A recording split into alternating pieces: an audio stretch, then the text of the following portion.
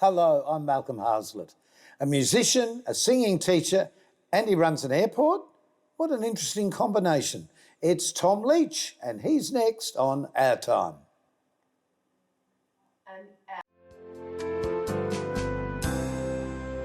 Our special guest is Tom Leech. I met Tom just a short time ago. Welcome, Tom, to OurTime. Thank you. Thank you, And Malcolm. I could not believe that you manage or run an airport, the Gawler Airport, Aerodrome, airfield, airport, all It's kinds where of planes thing. come and go. Yes. But then we started chatting while we were there because we were out there making a film, and I couldn't believe that I sort of had known who you were in your other side of life, which is a singer, a performer, a teacher of singing, and a coach as well. So let's go back to the beginning. Did you start as a small boy singing around the house? I absolutely did. And did you drive everybody nuts? I did drive everybody nuts. And my mum used to say, "Oh, do you want to go and have singing lessons?" And I go, "Oh, no, too shy, don't want to do that." Were you shy? I was very shy. I'm still shy. People wouldn't necessarily believe it. But yeah, I am still quite shy. But yeah, I just used to love singing. In actual fact, most performers are. I think it's the reason you perform. You sort of get over your shyness by doing it, but it's really hard to understand. I've always wondered what makes people want to perform.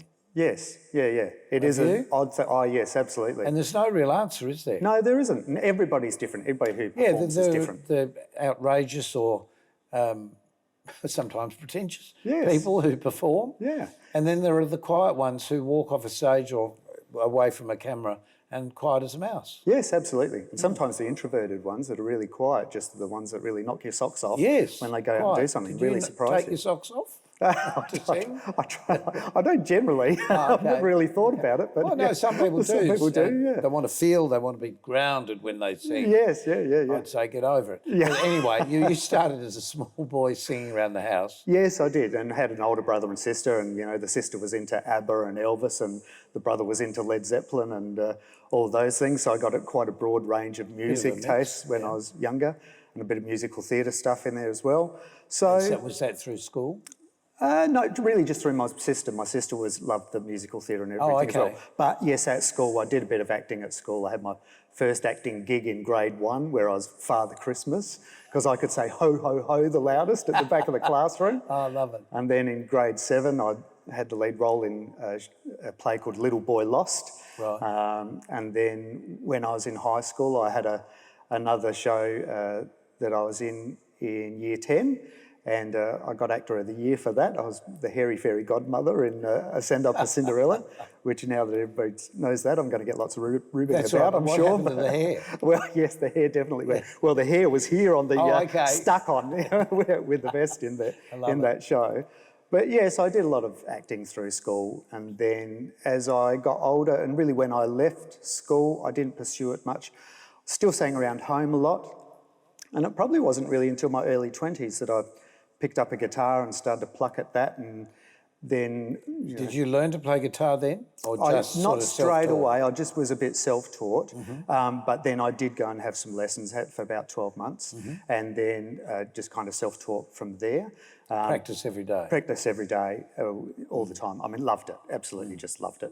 And that's a very familiar story with some of the most famous players in every area. Absolutely. Because you don't just play guitar anymore. No, I play a few instruments. I've played drums as well and piano. But is that a real instrument, Tom? No. I mean, let's face it. Well, drums, it's kind of got a melody. Boo, boo, boo, boo. Oh, that's true. Yeah. But we were just talking about a musician, a drummer we both know. Yes, And you tell that story. Well, Rowan Dennis is the drummer in our band in Cheesy. And he's the first drummer I've ever worked with who will stop halfway through a song and go, no, that's the wrong chord. Yes. You haven't got the right chord there. So it's fantastic to work with Rowan. Yes. Yeah. A lovely guy. Yeah. So, but you didn't start with the band straight away. And this story is interesting. You went along... Well, I used to go along to the Kent Town Hotel in the day when they had a massive beer garden. You'd get 400 people in there on a Thursday night. There was one solo artist, Jeff Martin, who would be up on a dais and singing just songs and the crowd would join in, and he'd also sing things like the Brady Bunch and Gilligan's Island, and of course the crowd just loved that and they'd just join in. Yeah, and the old TV themes, they don't have them anymore. No, they don't, no. Shame. Yeah, and even any ones that are now, they're just not written the same way as they're not classic ones. They're not sing-along. So that was fantastic. And then I used to go Wednesday nights, and there was another duo who were performing there. And then after a while, some friends encouraged me to get up and sing a song. So I got up and sang Stand By Me, which was the first song I ever really sang in public. And then after that, that became my one song every week. I'd get up there, always look forward every Wednesday, get up there, do my one song. This photo, of course, isn't you singing then, but it's you singing now. It's a more now. recent one, yes. You did look different then. I did, yes. Had a bit more hair back then, funnily enough. But that was great. And then that duo, one of the partners in the duo needed to leave, and so the other gentleman asked me if I wanted to join him. And so I did, with my one song. Yeah. And I said, yeah, I'll do that. He said, great. We've got a gig at Victor Harbour in 2 weeks. He got 40 songs to learn. Boom. So I went, wow, thanks, awesome.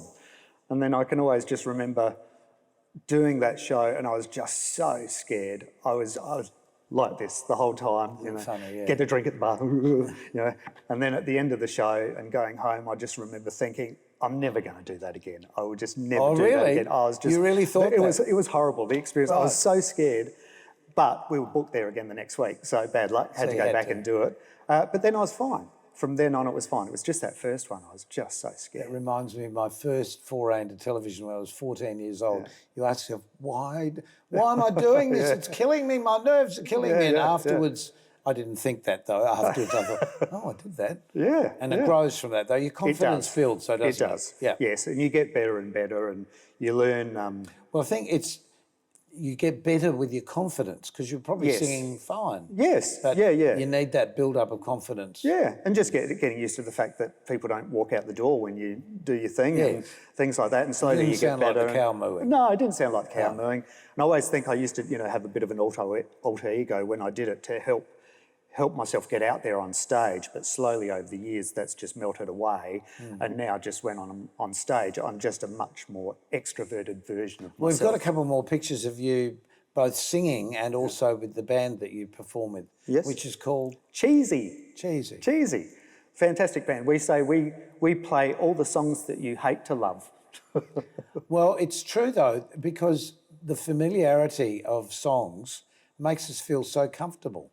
It does. And we do all the things like, Love is in the Air and the Pina Colada Escape song. And we were doing Can't Smile Without You fairly recently too. So there's a lot of great songs with there are, and people know them and want to sing along. And this is a photo of the band. Yep, that's the band, Cheesy, and my alter ego, Tommy Gorgonzola. And a fantastic group of people. And Did you buy that suit online then?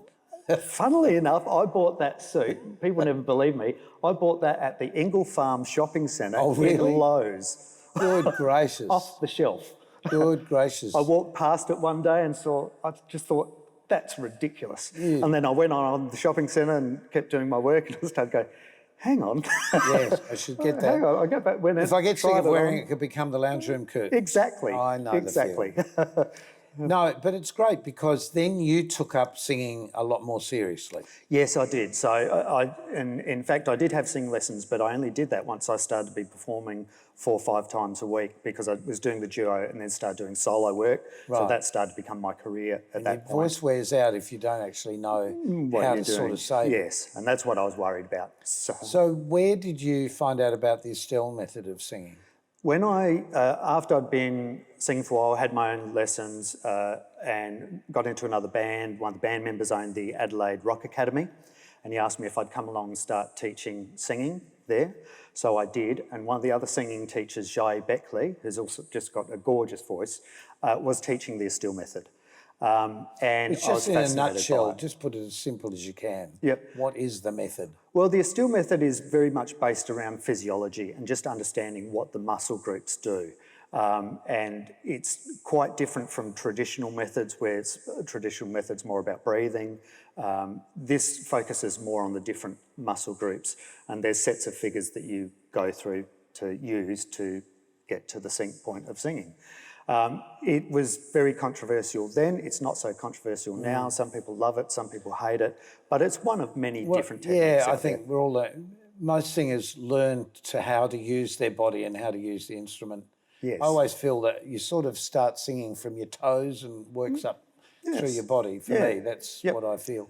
But, you know, so many interesting things have happened in your life, including writing material for people like Adam Hills. Yes, well, yep, for Adam, I was his music director for quite a while. He was actually, one of my students, singing students, was one of the bosses at SAFM in the day.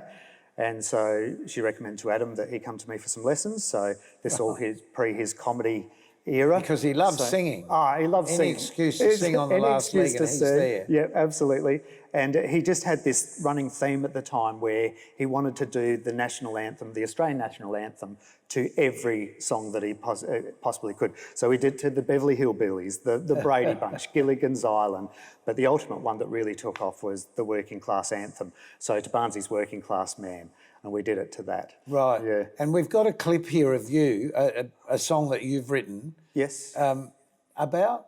About my dad, this one. This was one just on Anzac Day. Dad was in the war, and I just went to watch the march and was with my mum, and it just really came to me during the march, and I went home straight after it and probably wrote it in about 30 minutes. Okay. And here's a clip of that piece that Tom has written.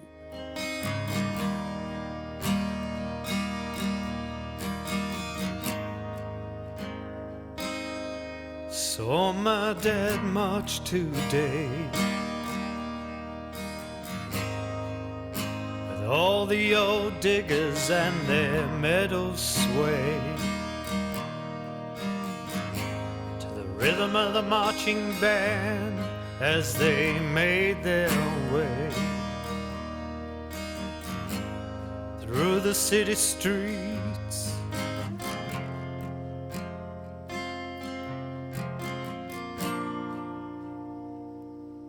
On Anzac Day,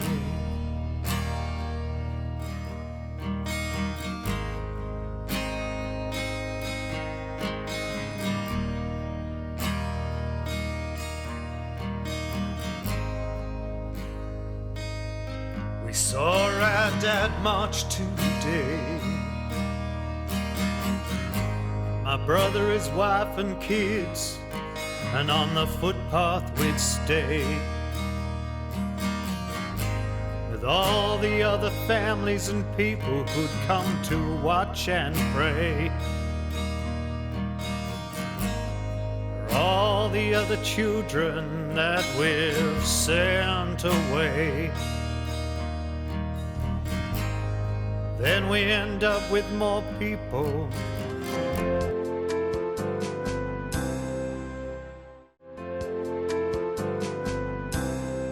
Our guest is Tom Leech on OurTime, and we've been talking about your music career. Yes. And then I'm talking to you a few weeks ago about that, but we're sitting in an airport, the Gawler Airport, and you said, oh, well, I'm the manager here. Yes. That's why you've got the little... That's why I've got the shirt on, flying the colours. Yes. The Adelaide So Storm. how on earth did somebody who sings for a living end up managing an airport as well? Because you're still singing. Yes, absolutely. Yeah, still singing and performing and doing a bit of teaching. Really, it was just flying has been a passion of mine. Yeah, before we talk about that though, can we go back a step when you just said coaching? Because it's one of the interesting things that you said to me that I absolutely agree with. Whilst you can teach singing, you actually need to get to a point of people saying, okay, I'm going to go away now and practice and I'll come back in a month and I'll show you what I've sort of been practicing and therefore learned. Yep. Because there's no point in going along week after week unless you're actually learning. Learning, yes, and actually practicing. And practicing. Yes, I always say, look, I'm just your library source. You come to me to get your information. Yeah. It's what you do with that information when you leave me that counts. Now, if you don't do anything, next week we're just going to be going over the same ground. So these days I just say, come see me for an hour. Listen to what I ask you to do. Now go away and do what I ask you to do, and I don't want to see you for a couple of months. Yeah. And particularly if you don't do anything they ask you to do, don't bother coming back at all. Exactly. But isn't that pretty much the same for flying as well? Because if you don't go home and learn it all, you'll end up on the ground instead of in the air. Absolutely. Although with flying, you really do need to probably be coming out once a week. You don't want to do more than that in your early stages. Because you're also involved with gliding, which is why that airfield is there. But what a wonderful photograph of a glider. You're in there with your wife. Yes, I am. Right. The lovely Karen. Is it the Queen? Because I can see that it is the Queen on the back. giving the royal wave. Okay. Yes. Sure. And we've also got a what happened to the engine, he said? Yeah, the engine. It fell off. Don't say that. We'll talk about it in a minute. I love this little plane. Yes, a little Jabberoo. It's like a little sports car, really, isn't They're it? beautiful. They're little two-seat aircraft. They're Jabberoos. They're built in Queensland in Australia. The engine and the aircraft are built. And they're our training aircraft, our power aircraft in the light sport aircraft category. Right. So we train people to fly in those, and also in the glide. It is. Yes. Although there is another aircraft called a Dragonfly, and we've got a private owner that has that on the airfield as well. Oh, okay. Yeah. Now, here's your wife again. Yes. Or somebody pretending to be, because we can't see her face. Yes. But this is a glider, obviously. This is a glider, and we're just... So who controls the glider? First of all, a plane's got to tow it off. Yes, it's almost like formation flying to start off with. So we have Piper Pawnees that have a long rope attached to them, attached to the glider, and basically they take off, they just drag you behind. In the glider, you take off first because you're lighter than the powered aircraft. I noticed the gliders go up first. Go up first. And then really we just follow the powered aircraft up into the sky. So the aircraft is looking for the thermal currents of air, is that Not what it so is? much. He just tows us to a height, and whenever we're ready to go off, we, bung Pull the off plug. or pull the bung. We just release it. Yeah. Okay. For all intents and purposes. Okay. So yeah, it just depends whether you want to get off. If you're practicing circuits, then you'll get off earlier. If you feel a good thermal, you'll get off a bit more. Or if we're taking passengers, we'll take them to 3,000 feet and release at 3,000 feet. And I guess it's all in the name, the glider, isn't it, really? Yes, yeah, absolutely. And it's just a beautiful, gentle glide. And No noise. A little bit of wind noise, but not much. That's about it. That's just like that. So it's a gorgeous way to fly, and it's probably the only form of flying that you get that you can actually get eagles soaring with you sometimes in the same thermals. Oh, well, that'd make you write a song, surely. It's just fantastic. And in fact, this week I was out flying with my wife once again, and I was in a thermal, but I wasn't quite centering it. And then we just looked off the wingtip, and there was two pelicans soaring there. I said, that's where the thermal is. So we just followed them and right into the centre of the thermal. We've got some footage of two gliders taking off. Yes, yep. Is that normal, or is it? No, it's not. It's called a dual aero tow. Right. We can, it's quite a fun thing to do. We've got some of the footage of it here. Is that a rabbit? That is a hare. A we've hare. got quite a few hares on the airfield. Right. They're not such a problem because they don't dig holes like rabbits do. There But we yeah, go. this is two gliders taking off behind one tow plane, and this was the team. One took off before the other. Yeah, one's on a shorter rope than the other. Oh, right. And they were about to go and practice an aerobatic routine for the Edinburgh Air Show. And so I was just taking some footage of them doing that. And it's quite a spectacular thing to Absolutely see. brilliant. It's magnificent. It was Is beautiful there a day lot too. to learn if you're gliding? I mean, can anybody glide? Anybody can glide if, Is there a lot given of... the aptitude for it and the desire. I suppose like anything, if you don't want to do it, you're going to find it hard to learn. Oh, sure. But if you really is want it more to, or less control with the feet, is it? Or is feet and hands. You can have aircraft adapted for handicapped people or whatever, but we don't have any at the airfield per se. But we say all people of all ages, genders, whatever can fly. Is it an expensive hobby to have? Depends where you go. Not so much for us because we're a not-for-profit club, so all of our instructors are volunteers. So you're not paying for any volunteer time. You're just paying for the use of the aircraft. But all the volunteers love it. Absolutely. Any excuse to get up there. Yeah, and any excuse to share our passion with aviation and with other people. What amazed me, though, seeing the airfield was so many hangars, I suppose, with... Are they all private planes? Yeah, there's quite a lot. There's about 50 private hangars on the airfield, and there's about 90 odd aircraft in those, and that's a mixture of gliders, small light aircraft, etc. Yeah. So is it just the average person that wants to do this, or do you have to have a sort of a special mindset to want to fly, do you think? I think you just got to love aviation, love But why did you start? How did you start? Oh, well, my dad had his pilot's licence. I probably had my first flight with him in a Cessna when I was 2 years old. Mum used to constantly tell me the story that after the flight, I slept through the whole thing and we'd walk away from the plane. And apparently I woke up and turned around and just went, "Good plane, Dad."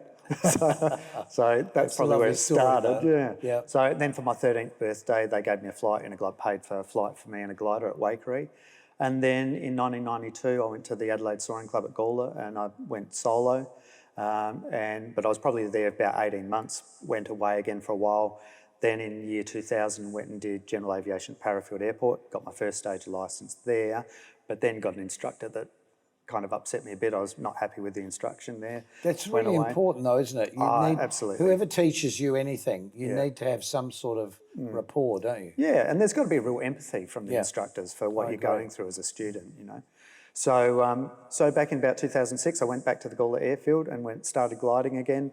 And I've been there ever since and picked up the power flying again as well. And just through that process, over a period of time, they were looking for an airfield manager at some stage. And I put up my hand and after a process, I got the gig, so to speak. Brilliant. So I always feel like I'm a very lucky man, Malcolm. I've been able to turn both my hobbies into my job. You know? That's life, though, isn't it? If you don't actually have to work if you're doing things you love. Yeah. Although I reckon I heard Will Anderson say, "Do what you love and you'll never have to work a day in your life." I think he said you never get a day off again in your life. Oh, I thought it was an interesting take. But you're right. You're right. Yeah. So, what do you want to do when you grow up? I haven't worked it out yet. Is there another hobby lurking there in the background? I don't think so, Malcolm. I think I love... Not going to become a burlesque performer No, or anything? tempting though that might be. Oh, okay. I'm not sure that's on my lifeline at this stage. But no, look, I love working at the airfield. I love the club. I love the people. I love the ethos. I love the fact that everybody's out there because they want to be there. Yeah. And there was a time in my life where I had a music school, Ames School of Rock in Pulteney Street, and I love that for the same reasons. Everybody that came through the door wanted to be there. Yep, I know and it just makes it fantastic. Well, we've got a little bit more footage of what it feels like or what really you're seeing when you're up there in the air. Yes, so this is this next bit of footage is from a camp that we do each year at Flinders, and this is Flinders Ranges, and this is a bit of ridge soaring, and this is when we use the wind Terrifying. going up. The wind when you going get up. so close. Oh, it's fantastic. Go away. It's absolutely fantastic. And so the wind is coming onto the ridge and blowing up next to the ridge, and we're using that to stay in the air. Yeah. And so you can just, if that wind is blowing in the right direction, you just go up and down that ridge all day, really, if you want to. And it's just absolutely fantastic. In a glider. Gliders are amazing things. At the Adelaide Soaring Club at Gawler, we have pilots who do 1,000-kilometre flights out there pretty much every summer. Really? And we had one of our members set an Australian record last year, did 1,300-kilometre flight out of Gawler. Incredible. So you just go up and all over the place, triangle, so you come back to the airfield at the end Well, of the I day. dream about gliding. We've just got to take a short break and we'll be gliding back in a moment.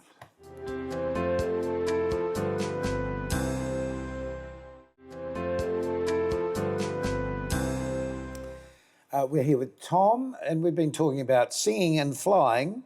Well, it could be at the same time, I suppose. Well, nothing wrong with having a sing while you fly. Go and fly, let's fly away. Yeah. And would you like to ride in my beautiful... What was the other one that one of the airlines used to use? Up and Away. Up and Away. Yeah. How could we forget that they're not here anymore? No, TAA, wasn't it? What a shame. It's terrible, isn't it? So is flying really expensive? It's all relative. The flying that you do at the Adelaide Soaring Club is not as expensive as if you went to Parafield Airport, for argument's sake. Because of the volunteer. Because of the volunteer aspect, and also the aircraft we have are not as expensive. But learning to fly, is that an expensive... Oh, not really. If you come and learn to fly at the Adelaide Soaring Club, to learn in a glider or a light sport aircraft, it's going to cost you probably about $3,500, $4,000 to get to a solo standard. Right. And then there's some navigation training after that. Because, of course, it's about your life in the air. Yeah. I mean, you'd really want to be absolutely sure, wouldn't you? Oh, absolutely. When you think about it. And, of course, we won't let people go out on their own unless we're absolutely sure. Yes. Because, A, we don't want them to hurt themselves or anybody else. Or the plane. Or the planes. Because those little planes and the gliders, what would they be worth? Our most expensive glider when we got was about 220,000, I think, from Germany. I'll get 3, thanks. Okay, 3. But the little Jabiru aircraft, the powered aircraft that built in Australia, only just over 100,000 for one of those, which is actually not bad for an aircraft, sports car. brand new. Yeah, sports car. Yeah, absolutely. Tom, it's been lovely talking to you. Good luck in the future with the thank you very band much. and with the flying and the gliding. No worries. Oh, I've loved chatting with Tom. I hope you've enjoyed our conversation. So until next time, keep yourself nice till then. Bye.